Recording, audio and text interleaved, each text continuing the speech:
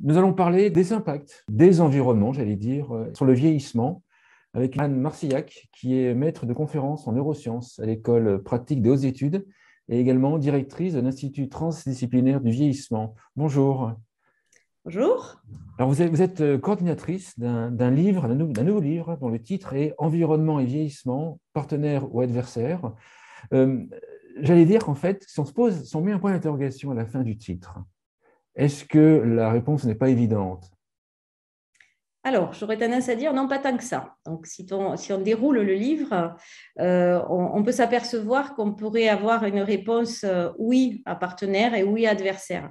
C'est ça. L'environnement peut tout à fait être un partenaire positif de notre vieillissement, mais il peut devenir, et sur certains chapitres, on le voit bien, par exemple avec l'environnement pollué, il peut devenir adversaire de notre vieillissement, de notre avancée en âge. Donc, on ne peut pas répondre dans un seul sens, ou partenaire ou adversaire, ce sont les deux.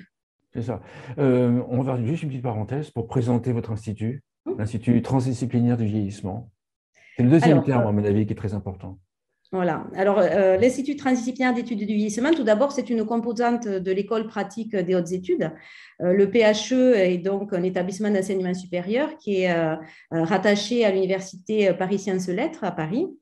Et l'ITEV, en fait, a été créé en 2010 sous l'impulsion de deux enseignants-chercheurs, donc le professeur Verdier, qui est maintenant le président de l'EPHE, et moi-même, suite à deux constats, je dirais, essentiels. Le premier, c'était qu'on trouvait que les disciplines dialoguaient peu entre elles concernant une problématique quand même de société majeure, selon nous, qui est le vieillissement de la population. Et non plus les catégories d'acteurs ne dialoguaient très, très peu entre elles. Donc, on pensait qu'il était nécessaire de rapprocher les mondes académiques, industriels et sociétaux pour traiter de cette problématique du vieillissement et de l'avancée en âge. Deuxième point, on s'était aussi rendu compte qu'on traitait toujours du vieillissement d'un point de vue très négatif, de point de vue de la perte d'autonomie, de la dépendance, on entend toujours ces mots très souvent, et on pensait qu'il y avait quand même à positiver les enjeux du vieillissement et que c'était important de voir le côté positif de cette période de vie et surtout de faire parler les personnes concernées. Et donc de s'interroger sur ce qu'elle pensait de ce qu'était le vieillissement et de comment elle l'aborderait. Donc ça, c'était vraiment nos deux objectifs. Et pour ça, on a trois missions essentielles à l'ITEV. La première, c'est pas classé dans l'ordre, c'est les trois sur le même niveau. L'expertise, donc au service de tout demandeur, ça peut être des collectivités, etc. La diffusion des savoirs, donc la diffusion des savoirs, donc par exemple, c'est ce qu'on est en train de faire maintenant ensemble, mais également l'organisation de colloques, production d'écrits, et enfin la formation, puisque nous sommes enseignants-chercheurs et que nous sommes donc habilités à délivrer de la formation. Et là, on s'est intéressé plutôt à la formation professionnelle et formation continue pour les personnes qui accompagnent les personnes âgées. Donc voilà, en gros, les missions de l'Institut et pourquoi donc je suis là avec vous aujourd'hui. Euh, Si j'allais vous provoquer un peu, j'allais vous dire en fait qu'on sait déjà tout sur le vieillissement.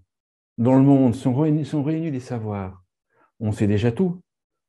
Alors, on peut penser qu'on sait tout individuellement parlant, c'est-à-dire chacun sait beaucoup de choses sur son domaine d'expertise. Ce dont je ne suis pas tout à fait sûre, c'est qu'on sache tout de façon coordonnée. On travaille beaucoup en chapelle. Et ça, c'est à mon avis une erreur, pas que pour le vieillissement. Et je pense que c'est très important quand on a comme ça un thème à traiter qui traite de toutes les disciplines quasiment, de travailler chacun de ce côté, quand bien même on a une expertise extrêmement pointue sur le domaine. Donc voilà, je pense qu'on sait énormément de choses et qu'on est loin de savoir tout parce qu'on ne les coordonne pas assez. D'accord. Oui, quand vous parlez de discipline, peut-être citer des exemples de disciplines pour qu'on comprenne bien. Discipline pour expliquer le vieillissement. Voilà. Alors, je pense qu'on est chacun des individus. Donc, un individu, déjà, c'est une personne, c'est un corps, c'est une biologie. Donc, déjà, il y a une première approche, c'est la santé. Quand on parle souvent du vieillissement, la première chose à laquelle on pense, c'est la santé, donc la médecine. Il y a aussi des personnes qui bougent dans un environnement. Un environnement, ça peut être son environnement habité, son logement, son quartier, sa ville, son pays. Ça peut être aussi l'environnement qu'on appelle naturel, c'est-à-dire voilà, la campagne, la pollution, pas la pollution, etc. Et puis, c'est tout notre environnement relationnel. Donc, les amis, la famille, les proches, le milieu professionnel quand on est encore en activité, ou quand on ne l'est plus, on perd un environnement relationnel d'une certaine façon. Donc, il y a vraiment toute une... Et puis, évidemment, il y a tout le côté aussi financier, comment on vit. Donc, c'est très, très, très large. Et donc, ça peut faire appel à de l'architecture, à des économistes, à des psychiatres, à des psychologues, à des médecins, enfin, tout un tas de disciplines. J'aurais presque tendance à dire presque toutes. Le droit. Au final, les différents auteurs de votre livre, avec ces différentes disciplines, arrivent aux mêmes conclusions.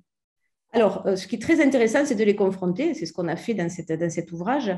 Et on s'aperçoit qu'on est assez d'accord sur le fait qu'on ne travaille pas suffisamment tous ensemble pour parler de la même chose, c'est-à-dire avec un même objectif. On va dire que dans cet ouvrage, l'objectif, c'était de traiter de deux problèmes sociétaux majeurs, l'environnement et le vieillissement, et en mettant un petit peu la santé, mais au sens de l'OMS du terme, c'est-à-dire bien-être physique, psychique et social, au cœur de la problématique. Et en travaillant comme ça, on s'est aperçu qu'effectivement, on s'apercevait qu'il fallait travailler tous ensemble pour essayer d'avancer et pour dire qu'un individu ne pouvait qu'avancer en âge le mieux possible que si toutes les conditions et toutes les réflexions étaient réunies au même endroit. Là où on peut se questionner sur, donc c'est les approches bien sûr, se questionner sur la différence, c'est sur cette petite injonction qu'on a de bien vieillir. Et on s'est un peu questionné avec mes collègues lors de l'écriture de l'ouvrage. Donc, bien vieillir, c'est quoi? Est-ce que c'est quelque chose de commun à tous? Est-ce qu'on peut donner une injonction, il faut bien vieillir? Et on voit que là, effectivement, bien vieillir pour le côté, je dirais, recherche et médecine, c'est vieillir en bonne santé. Et puis, quand on regarde le côté psychiatrique et lien social, ça peut être vieillir pour le mieux, avoir un vieillissement le plus favorable possible. Et puis, quand on regarde d'autres chapitres, ça va être est-ce qu'on peut parler du bien vieillir? Mais en fin de compte, on s'accorde à dire qu'en travaillant tous ensemble, en échangeant nos points de vue, on améliore ces concepts-là et on pose des concepts plus transdisciplinaires, en fait. Est-ce que dans vos échanges, même dans votre institut, est-ce que si je suis gérontologue, par exemple, et que j'écoute une conférence, une démonstration d'un architecte ou d'un chercheur, ou vous, en fait, d'un chercheur en neurosciences, est-ce que ça m'arrive de changer d'avis ou de faire évoluer ma vision de mon point, sur ma discipline? Vous voyez ce que je veux dire? Alors, j'espère. Je ne pourrais pas vous répondre pour les autres, mais moi, je sais que quand je suis de l'autre côté, c'est-à-dire que je écoute des conférences de mes collègues, je m'enrichis beaucoup. Et donc, ça peut changer mes approches professionnelles en tant que chercheur en neurosciences, le visualiser différemment. On va parler, par exemple, ma spécialité, c'est plutôt travailler sur la maladie d'Alzheimer, mais d'un point de vue tout à fait neurosciences et recherche fondamentale. Mais il est très intéressant que j'écoute un point de vue d'un aménagement, par exemple, d'un ergothérapeute ou d'un architecte qui me parle de qu'est-ce que c'est l'adaptation du logement pour ces personnes-là. Ça me fait réfléchir autrement et je m'enrichis beaucoup. Et je pense qu'inversement, le tout, c'est qu'on soit compréhensibles les uns pour les autres. Et c'est ça la difficulté quelquefois, c'est de sortir de sa zone de confort, c'est-à-dire notre zone de confort, c'est de parler avec nos mots, avec nos façons de nous exprimer sur notre discipline. Nos avis, accepter de changer d'avis, accepter de savoir qu'un avis, c'est ponctuel en fait. Et accepter de se parler avec des mots simples qui nous sortent un petit peu de nos disciplines d'experts, parce que sinon on ne se comprend pas. Oui, pour être compris des autres, effectivement. Oui. Ouais. Donc, il faut vraiment, c'est important. Moi, si j'écoute un juriste me parler de droit qui ne se met pas à ma portée, je ne comprendrai pas. Et inversement. Et pourtant, peut-être on parle de la même chose. Donc, ça, c'est important aussi d'essayer de se parler et de se comprendre, surtout. Concrètement, dans l'Institut, en fait, comment est-ce que vous faites pour faire travailler les gens de différentes disciplines ensemble? Concrètement, comment ça se passe? Bon, je comprends qu'il peut y avoir des conférences, enfin, des lectures et compagnie, mais concrètement, comment ça se passe sur un dossier, sur un sujet? Alors, si je prends par exemple l'exemple de la formation, si on prend un sujet comme ça, il faut savoir déjà que je travaille entourée d'un conseil de direction. un conseil de direction qui est constitué de différentes disciplines, bien sûr, mais également différents acteurs de la société qui travaillent dans le domaine du vieillissement, donc des associations, des mutuelles, des gens qui sont sur le terrain et aussi je dirais, qui me passent la parole des personnes, parce que c'est important de ne pas travailler du haut vers le bas, mais de travailler tous ensemble sur, je dirais, longitudinal, c'est-à-dire de discuter, de dialoguer au même moment tous ensemble. D'accord. Donc déjà, c'est très important d'avoir un conseil de direction comme ça, très transdisciplinaire et qui dialogue et qui ont des objets précis. Donc par exemple, formation. Quels sont les besoins? Il faut remonter les besoins du terrain. Donc on a besoin de sociologues, donc on va chercher les domaines d'expertise là où ils sont. Et on fait nos études de cette façon-là. On va interroger les professionnels, si je parle de la formation, et après, on met en pratique. C'est-à-dire que l'idée, ce n'est pas de faire un rapport, d'écrire un rapport ou ou de faire une conférence et que ça s'arrête là. L'idée, c'est qu'on mette en place. Et derrière ça, par exemple, si on parle toujours de la formation, ça va être l'ingénierie de formation et produire ce qui correspond aux besoins qu'on a identifiés. Voilà. Donc, c'est vraiment comme ça qu'on travaille. Alors, je dois dire que c'est long, c'est souvent compliqué parce qu'il faut trouver des gens qui acceptent de travailler de cette façon-là. Mais ça fonctionne quand même assez bien. Il y a beaucoup de personnes qui ont envie de travailler tous ensemble et ça donne l'occasion de le faire avec l'ITEV. Alors, autre question qui m'intrigue et qui me vient, c'est si on part si on veut travailler sur un sujet lié au vieillissement, voilà, par exemple l'impact des environnements sur le vieillissement ou l'environnement sur le vieillissement, combien est-ce qu'il faut de personnes autour de la table, de disciplines autour de la table pour arriver à, on va dire, quelque chose d'à peu près juste. Alors, sachant que moi, je pense que la réalité n'existe pas, qu'il n'y a que des visions de la réalité dans ma philosophie. Vous voyez. Mais bon, on imagine pour ceux qui croient à la réalité, voilà, combien est-ce qu'il faut de discipline pour arriver à cette réalité? Alors, j'ai du mal à donner un nombre, très honnêtement. Parce qu'en fait, c'est infini, en fait. Oui, c'est sûr. Puis j'aurais tendance à dire que dans chaque discipline, en plus, vous avez des sous-disciplines. Je découvre aussi, parce que on est aussi assez expert dans l'expertise, je dirais. Donc, si on prend certaines disciplines, elles se conjuguent à différents niveaux. Donc, je vois un petit peu maintenant pour pratiquer mes collègues en sociologie, il y a de la sociologie de différentes sortes. Et ce n'est pas un sociologue, c'est peut-être, voilà, il y a différentes sous-disciplines. Donc, je ne peux pas, je pense, répondre à cette question. Le tout, c'est de répondre à est-ce que les gens qui sont autour de la table envisagent la question posée comme quelque chose de vraiment transdisciplinaire, c'est-à-dire est-ce qu'il va y avoir l'échange? Et c'est ça qui est important, c'est-à-dire ce que vous avez dit tout à l'heure très bien, confronter des opinions, quelquefois contradictoires, s'expliquer pourquoi on ne le visualise pas pareil et échanger. Et c'est ça, c'est important, ce n'est pas tellement le nombre qui est important, c'est la qualité des échanges et que les gens soient vraiment dans l'état d'esprit on essaye de répondre, de résoudre à notre niveau, il faut rester humble aussi, à une question. Et pour ça, on a mis autour de la table des gens qui sont capables d'échanger sur un point de vue.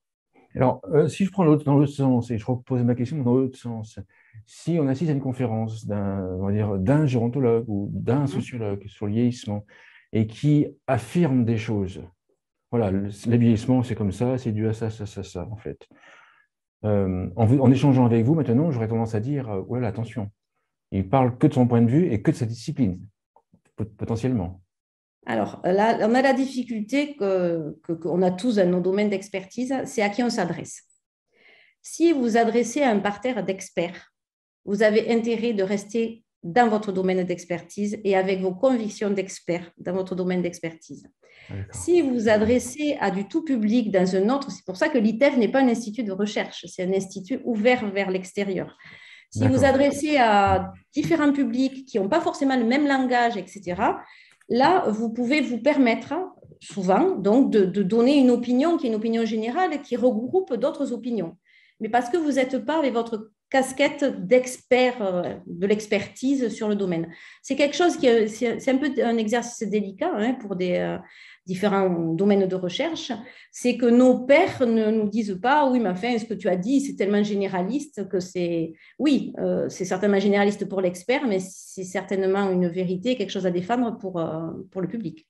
Oui, en fait, c'est délicat parce que si vous êtes un chercheur avec une discipline qui est très connue dans les médias et qui doit généraliser pour passer dans les médias, comme vous l'expliquez, et que c'est ses pairs, d'autres chercheurs qui l'écoutent et qui le découvrent via ces vidéos en question, ils peuvent tirer la conclusion que lui est trop généraliste par rapport à son expertise. Pas grave, c'est un choix. C'est un choix.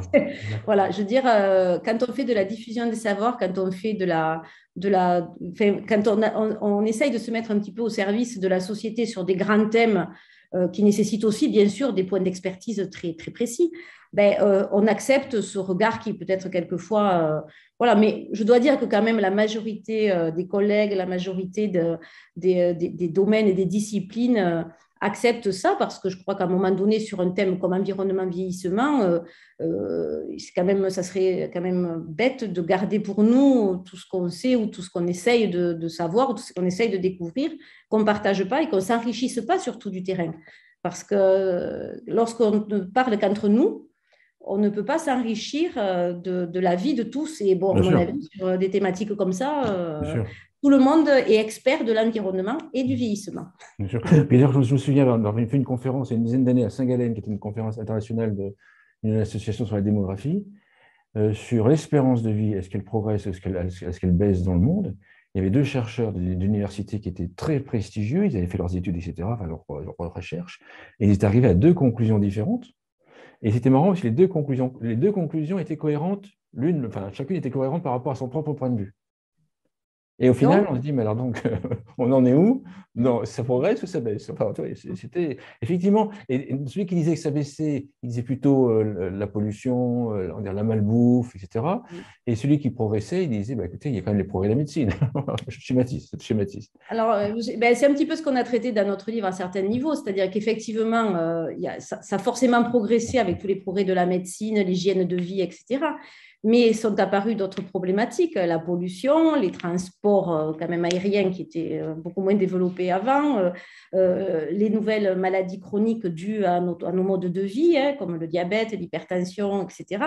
Donc, c'est toujours pareil, c'est un parcours de vie, c'est une avancée en âge, on peut pas être affirmatif sur un seul point. Il faut vraiment traiter de tout ça ensemble.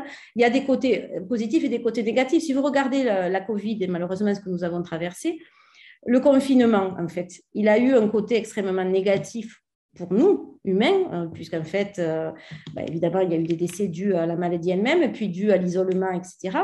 Mais quand vous regardez à côté l'environnement, la planète et les animaux qui ont réinvesti les villes, etc., donc là, on voit bien que cette rupture, en fait, ça a été quelque chose de dramatique pour nous. Donc, on voit bien que le lien social, etc., c'est très important. On ne peut pas faire sans notre environnement. Voilà. Et notre environnement, lui, ça s'en est trouvé un petit peu plus positif parce qu'effectivement, on a moins circulé, on a moins pollué. Et voilà. Donc, il y a toujours cette notion de toujours intégrée à avoir. Voilà. L'intégration des données est quelque chose d'important et essayer de l'évaluer le plus longitudinalement possible. Pendant que je suis avec vous, il y a une question que j'aurais voulu aborder aussi, c'est euh, les neurosciences. Qu'est-ce que ça a à faire, entre guillemets, avec le vieillissement? Qu'est-ce qu'apportent les neurosciences dans la compréhension du vieillissement? Alors là, si vous allez sur ma chapelle, je vais vous dire beaucoup de choses, Oui, non, mais évidemment. en résumé, dans 10 minutes, en 5 minutes. Voilà, non. Alors, je vais rester comme voilà, je pense que les neurosciences, ça, c'est une approche effectivement qui paraît très spécifique et experte et qui est aussi très transdisciplinaire parce qu'on touche beaucoup de choses. Déjà, c'est très large, hein, les neurosciences. Dans le domaine du vieillissement, parce que voilà, on a au niveau de l'organisme un organe qu'il faut préserver et qui, lorsque les cellules meurent, ne se renouvelle pas, c'est le cerveau, hein, c'est le système nerveux central. Donc, effectivement, on a beaucoup entendu parler, on entend toujours beaucoup parler de tout ce qui est pathologie neuroévolutive, comme la maladie d'Alzheimer, et qui alors, sont de plus en plus nombreux. Mais pourquoi? Parce qu'on aussi, on vieillit de plus en plus longtemps. Et donc effectivement, les neurosciences, ça peut être aussi tous les côtés émotions, sensorialité, enfin, tout un tas de choses qui fait que dans notre espace et dans notre environnement, les neurosciences sont absolument primordiales pour étudier le vieillissement. Mais avec les disciplines à côté. Alors, l'autre question qui me vient, c'est qu'est-ce que les neurosciences ont, enfin, si on pouvait avoir un exemple, qu'on se rende compte de ce que les neurosciences ont permis de découvrir sur le vieillissement qu'on n'avait pas découvert sans les neurosciences, sans les neurosciences, je vais y arriver. Ben, déjà, tout ce qui a trait à toutes les maladies neuroévolutives qui sont vraiment localisées au niveau du système nerveux central, au niveau du cerveau. Et ben, ça permet, c'est aussi toute l'évolution de la médecine et des nouvelles technologies, tout ce qui permet maintenant aussi de faire, j'ai un peu de mal avec le mot prévention quand on parle de maladies neuroévolutives, mais quand même qui arrive à faire un diagnostic beaucoup plus voilà, précocement. Donc, il y a tout un tas de choses qui fait que bon, puis j'en passe, toutes les maladies psychiatriques, etc. Il y a tout un tas de choses qui fait que quand même, les neurosciences font et ont fait des découvertes majeures pour, je dirais, améliorer en tout cas tout ce qui toucherait aux troubles neurocognitifs, etc., liés au vieillissement, par exemple, puisque vous me demandez un exemple. Un autre point que vous m'avez parlé tout à l'heure, on parlait de différentes disciplines. J'en reviens au livre, hein, pour écrire le livre, vous avez parlé de différentes disciplines. Vous avez parlé aussi qu'il y a souvent une vision négative du vieillissement. Après avoir écrit le livre, après avoir travaillé ensemble, c'est quoi une vision positive du vieillissement? Alors, c'est une question un petit peu difficile, hein, parce que si vous la posez je dirais, on va dire 80% des personnes, ils vont vous répondre qu'il n'y en a pas. Il y a beaucoup de personnes qui ne voient pas de vision positive, qui me répondent qu'est-ce que vous trouvez de positif dans le vieillissement, etc. Ce n'est pas que dans le vieillissement, c'est dans ces enjeux aussi qu'il faut voir cette vision positive et en termes aussi de parcours de vie. Parce qu'on a tendance, en fait, malheureusement, à mettre un âge au vieillissement. Hein. On le voit dans tous les médias, dans toutes les études. Il y a 65 ans et plus, 75 ans et plus, etc. Mais on vieillit tout au long de sa vie. Et on a des fois des ruptures de parcours de vie, mais pas seulement lorsqu'on est très vieux, hein, ça peut arriver avant. Et je pense qu'en fait, cette approche-là de parcours de vie, d'avancée en âge, est beaucoup plus parlante et permet de nous dire qu'effectivement, on peut positiver ces enjeux parce qu'on a quand même si on n'a pas la main sur tout, on a quand même la possibilité de gérer certaines choses de nos environnements, hein, globalement, qui peuvent qu'améliorer ce parcours de vie ou en tout cas essayer de faire qu'il se passe mieux. Donc, je pense que vraiment, l'idée, ce n'est pas de dire oui, super, on est vieux, ce n'est pas l'idée. Hein, mais voilà, notre parcours de vie fait que notre vieillissement, notre avancée en âge, trouve à chaque fois, à chaque étape, des points positifs. Une conclusion pour terminer l'émission? Alors tout d'abord, merci de m'avoir donné la parole sur ce sujet, hein, environnement, vieillissement, partenaire et adversaire. Sur le sujet du vieillissement dans sa globalité, comme une avancée en âge, comme un parcours de vie et comme la nécessité de le traiter au travers de différentes disciplines en s'intéressant à la parole des personnes concernées, donc des personnes qui avancent en âge. Et je pense que c'est important qu'on arrive à traiter de ces problématiques sociétales majeures de cette façon-là, au plus près, je dirais, de la réalité du terrain. Voilà. Super, merci Anne Marcillac. Je rappelle que vous êtes la coordonnatrice du livre Environnement et vieillissement, partenaire ou adversaire, et vous pouvez trouver sous la vidéo un lien pour commander et acheter ce livre. Merci beaucoup. Merci beaucoup.